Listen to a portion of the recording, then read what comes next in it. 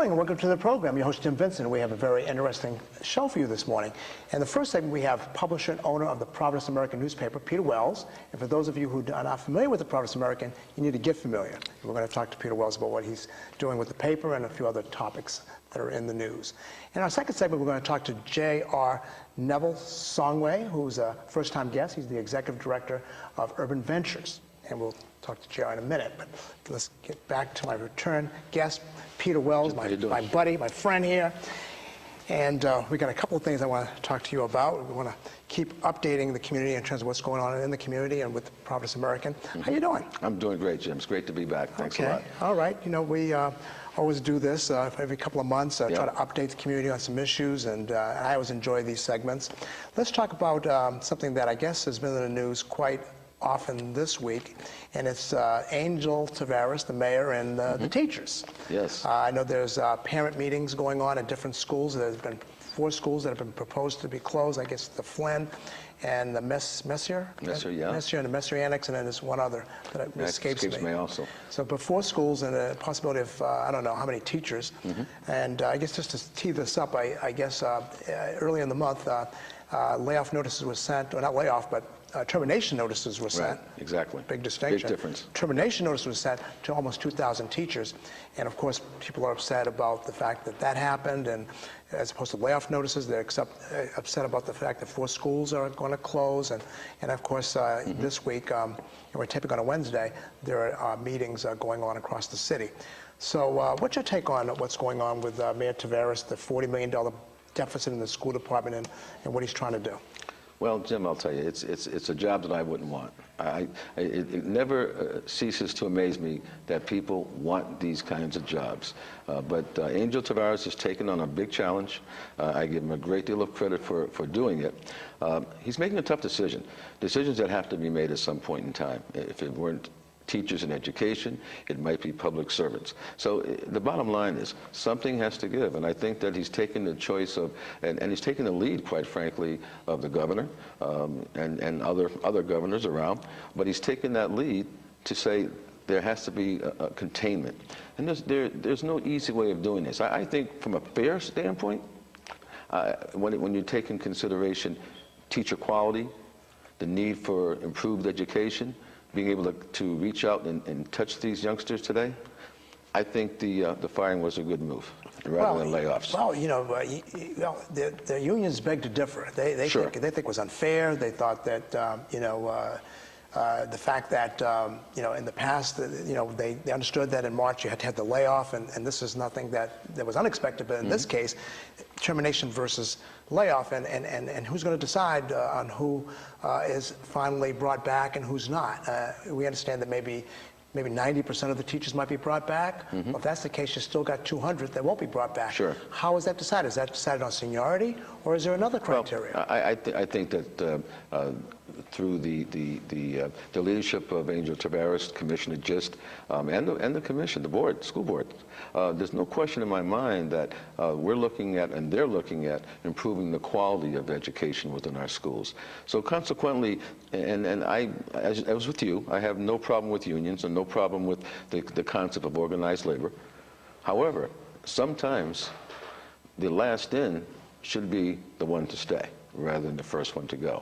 So I think the strategy of doing the firing works well to handle that message. Well, my take on it is that you have a budget deficit, and to the extent that you can deal with that deficit in ways that maybe doesn't have as many teachers getting laid off as I think might have to get laid off, then you may look at that first, and I think they have done that. So my thing is that, if there's a deficit, you got to correct it. And Absolutely. If this is what you got to do, this is what you got to do. And there are those, though, that think that it's union busting, and similar to Wisconsin. What do you say to that? Well, that clearly has a different tinge to it. There's no question. We're still talking about budget. We're still talking about dollars.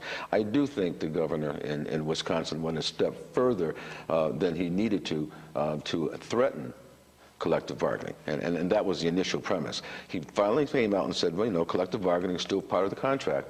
However, I think that the union and its membership is skeptical as to how that will play out unless it's in stone. Well, the head of the teachers union, and her name escapes me, the national head, came, and she led a rally at Kennedy Plaza. There were thousands of people. There were other unions, police, fire, and other teachers from other communities, and it sort of sounded like it was almost like a Wisconsin situation. So, but you don't see it that way. No, I don't. I don't, Jim. It's a new day today, and I think given the situation that individuals and families have to deal with the economy, our state governments, our city governments, municipalities, county governments are going to have the same kind of pressure that every other family in this country has to have.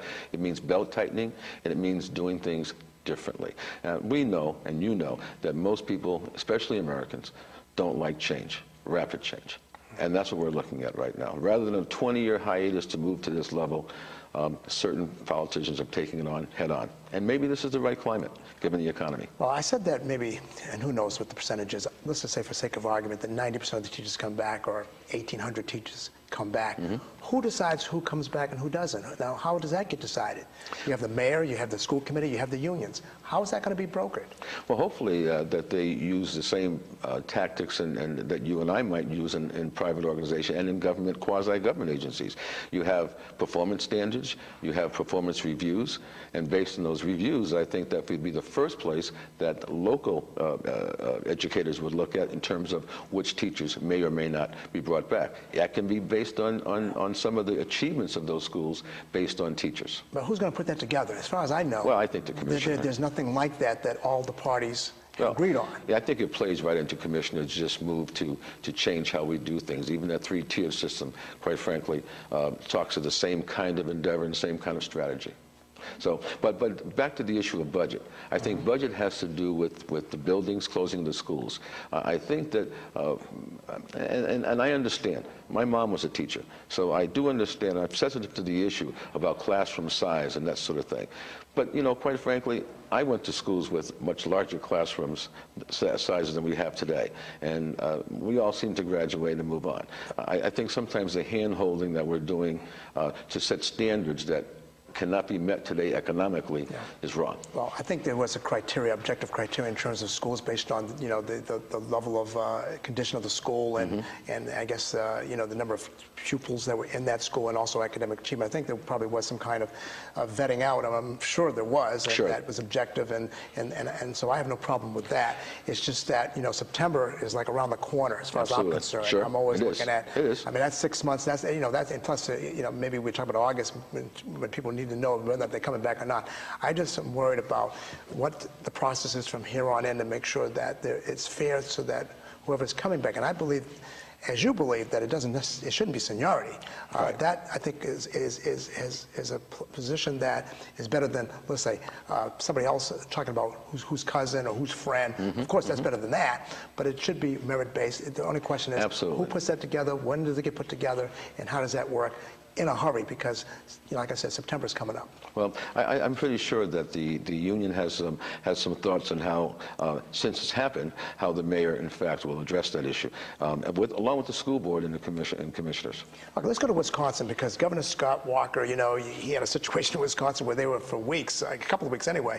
There was demonstrations, and there was all this stuff on TV and on the news, and you had the Democratic state senators that they were across the border in Illinois hiding out in hotels, and it was like a three-ring circus, something that you wouldn't even think would happen in America today. But it was brought on by the fact that he had promised that he was going to deal with the deficit, and he was going to, cut these union members, and he was going to, deal with collective bargaining in a way that's never was dealt with before. I guess Republican governors across the country were giving him a standing ovation, and he was even caught, in terms of a phone call that was perpetrated by an imposter, saying a couple of things that really did tip his hand to make it really look like the bottom line really wasn't so much the budget, which I'm sure, of course that's a concern. He's the governor of a state. But it really was to cripple the unions so that maybe they can't participate as strongly as they had in the past. And of course, who's that hurt? The Democrats. I agree with that, that it did have the appearance of union busting. Absolutely. And quite frankly, the collective bargaining issue is a very key issue.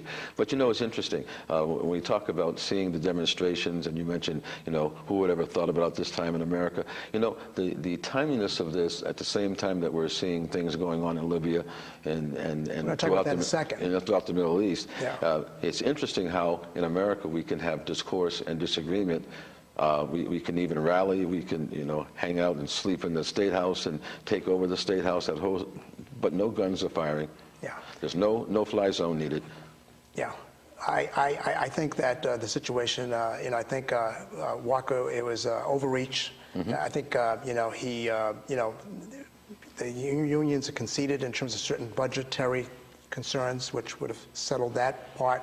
But he wanted to go a step further, and I think he overreached, and I think the public opinion was against him. His polls plummeted, yes. And I think he made a mistake, and he probably put Wisconsin, which looked like it was going Republican in 2012, probably it's going to go back to the Democrat or Obama in 2012, and that might be the difference in the whole election. Just let me say one thing, Jeff. Obama might be thanking Mr. Walker at the end of all of this. Well, Obama, I think the administration. Kind of ironic. No, I think you're right. I think the presidential administration and that race will benefit by this. However, it'll be interesting to see what happens in the next term for the governor of Wisconsin.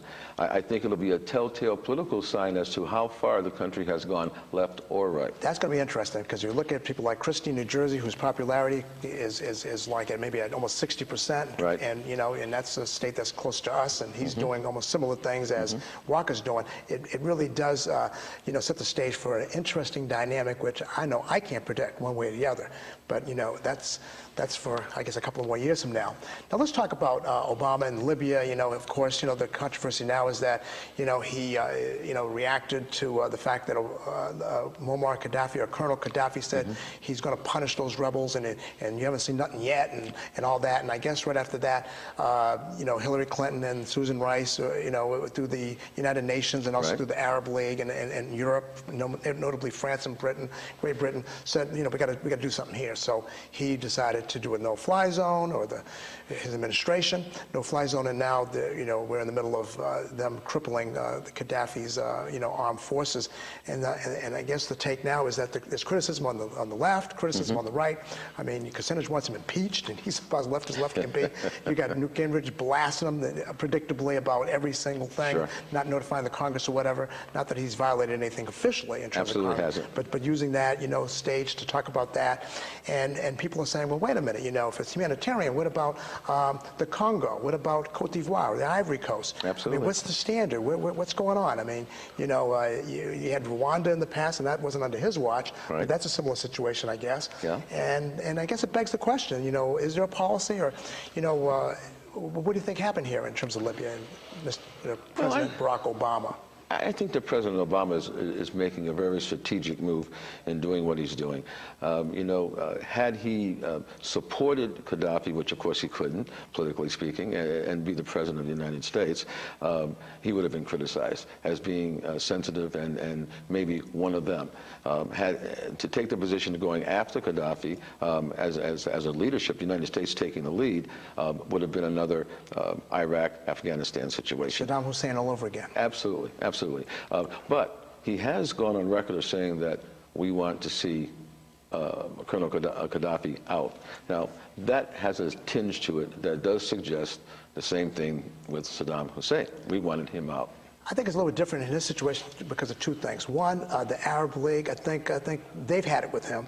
They want him out because of what he's doing to his own people. And two, what happened with the flight back? I forgot the number of the flight, but the Lockerbie flight, yeah. You're right. That Muammar Gaddafi was attributed as blowing out of the sky, and all those American lives being lost. Exactly. So I think you have about as close to unanimity in the world as you can get on any particular issue or person in this one, and I don't think anybody is really in favor of Muammar Gaddafi staying.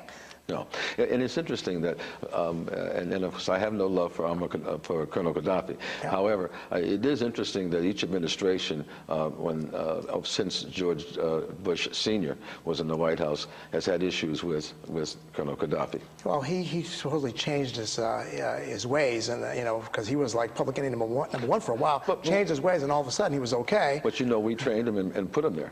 Right. Well, that's another show. That's another show. Now, let's talk about, okay, so we talked about President Obama. If there's anything about Obama that you would like to talk about further, I give you 30 seconds. 30 seconds. Because that's what I'm getting. I think that in the vernacular that you and I grew up in, I hope he keeps on keeping on doing what he's doing. Yeah. He's taking a big shot, but he's winning. I think Obama's doing a phenomenal job, and I think too, the chances of him being reelected are increasing each and every day. I agree. There's nothing that I see that makes me think otherwise, and and that's another show as well. And maybe we talk just about that. Absolutely. 2012. You know, I'd love to come back and talk to you Okay, anytime, Peter? Jim. Thanks for having me Peter again. Wells, Appreciate owner it. and publisher of the Providence American newspaper. If you don't know about that newspaper, you really need to get to know that. That's right. Get to know that paper. Right, Peter? You agree with that? Absolutely. All right. And for those of you who have lost your job, or you're underemployed, or maybe you have a medical catastrophe, or you have high medical bills, there's a program called the Hardest Hit Fund Rhode Island. HHFRI.org is the website. You need to contact that website. Contact it today. Rhode Island Housing is administering a program of up to $80 million. It's meant to make sure that you do not go into delinquency or foreclosure. If you are in delinquency and foreclosure, you need to call the number 277-1500, 277-1500, or contact the website, hhfri.org. And you need to contact it today. Don't wait. And I say I have my next guest. It's a good friend of mine. We served together in the African Alliance of Rhode Island. It's a first-time guest, and he's in a new role, a relatively new role. It's J.R. Neville Songwe. Neville, welcome to the program. Thank you for having me. You know, you're my friend. You're all the way from Cameroon, so I know you was listening to this discussion about Ivory Coast and Congo, with great intent. And unfortunately, we're not going to talk about that. Maybe another time we'll talk about Africa and what's going on. But we're here to talk about urban ventures. When you brought your banner, it's very impressive. I do know about urban ventures. I know your predecessor very well, Justin Ana. And I'm glad that, you're now in charge, because I know you're passionate about small business and trying to make sure that people have all the tools to be successful. So my first question for those two people who have never heard of urban ventures, can't be more than two, is what is the mission and the vision of urban ventures? Thank you for having me, Jim. Urban Ventures was founded in 1999 by the Rhode Island Assembly. The mission was to go out and help small businesses, what today we would call Main Street businesses, predominantly in the urban cities, the 10 cities and towns, to give them some tools, to give them that jolt that they need to start a business, establish it, and grow in Rhode Island. Okay, when you say tools, though, what exactly do you mean? What exactly do you do? I'm a small business. I call you up and I want to start a small business. How are you going to help me? The first thing we want to try to do for small businesses is to try to enable them to make a case. A lot of folks who define that as a business plan. We look a little bit, take an in-depth approach. We try to see if there's a feasibility to establish the business in Rhode Island within the city or town. We try to look at if there's a marketing plan around it, and we try to help you write one. We just do not give you a content page, but we really work together, have a wonderful staff, a wonderful board of directors. We actually bring that experience and expertise to bear as we help give the small business a chance. Okay, so that I'll understand this, and the audience will understand this. It's not necessarily people that have a business that are trying to expand and to be sustainable or whatever. It's also people that have an idea or a concept. You deal with both kinds of customers. That's correct. Okay, and is most of the people are from any particular area? Is it mostly Providence or let's say Pawtucket or Woonsocket or Newport, or is it pretty much geographically dispersed? We try to receive just about everybody. At the inception of Urban Ventures, we were specific to the urban areas, but as time changed and there was a blurry definition of what is urban and what is non-urban, given also the size of Rhode Island, we found that it would be wise to get everybody come true. We try to deal with the entrepreneurs, the folks that come out of school, can't find a job, but have a tremendous amount of commitment and initiative. They would not want to sit at home. They want to take what they have learned through the wonderful institutes of education we have in Rhode Island and do something for the state. Many times the folks we deal with do not have sufficient credit, do not have enough collateral, and honestly can't service loans. So we try to help them assess some of those soft assets. What do we mean by that? Things like intellectual property. Many times they could have a copyright, they could have a patent-worthy product, and we try to see how we could turn those into assets that they could now take to lending institutions or investors and make good on those. Okay, so how many people are you dealing with, and how many businesses, you know, are in your pipeline or that, you know, are part of your network? Currently, we do have 20, but what is unique about Urban Ventures is that we welcome just about everybody. We do not have any cutoff or list of questions that would cut folks off. The way that folks would fall through the cracks is if they lack commitment. This is not an easy program. It's not actually promoting laziness. We actually take you to task.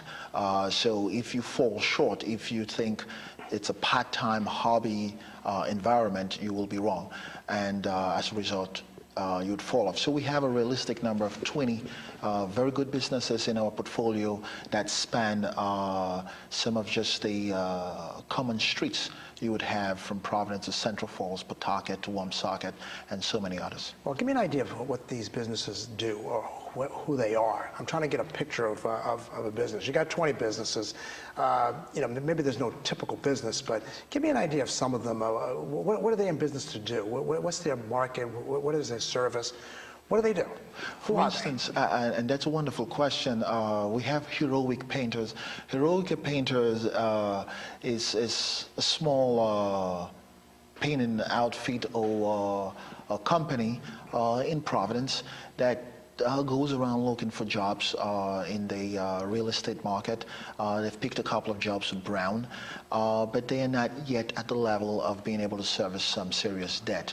We do have another company called French Tart. Wonderful lady, she left being an ER doctor to open up her own business as a chef. She makes short bread, very delicious. She too is trying to get through little challenges like having a kitchen space out of which she could make product. We do have folks that come in and want to do something like graphic designer, Creative Chica, graduate from RISD.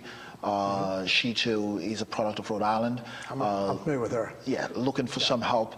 And we got a whole host of artists, not to take up your time, that we are going to be putting out a newsletter which would clearly speak to the beautiful And I think you've given a things. good representation of some of the businesses. Now, what are some of the challenges that they face, I mean, that you guys face, because you're working with them? The first things that really come to us is that they need some money. They need money that does not have some time frame in terms of paying back on within the next 48 months. They would want to get enough time to go through the research and development. A lot of that is not only geared to the product, but geared to researching and developing a company. Can you get money like that out here today with this environment? Well, what we are looking at doing is kind of become innovative. The times call for us to seek to propose new ways. Yes, in the past you could not get money that easily, and it's true today, even difficult to do that, but we still do not want to turn them away because they are really the true assets for Rhode Island's future. So our job is to think of new ways to get them be a productive asset to Rhode Island. So the first thing is, how can we get them some money? There are a couple of community development initiatives. The Economic Development Corporation is thinking about new ways to align their product and program to meet these needs. So we have not yet set a very clear path, but we are working on those. Well, I was going to ask that question. I mean, who you work with? I mean, there's the Economic Development Corporation under Keith Stokes. There's the SBA here under Mark Haywood. Are you working with those agencies? Yes, we are. We are forging a very strong partnership.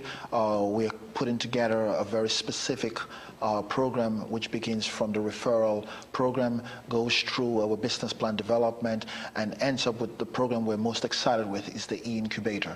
We're trying to buy more space and time. I was going to say, let's talk about the E-Incubator. You know, I know you're excited about this. Yes, it's a term that I'm not familiar with. Let's talk about E-Incubator for a minute. Yes.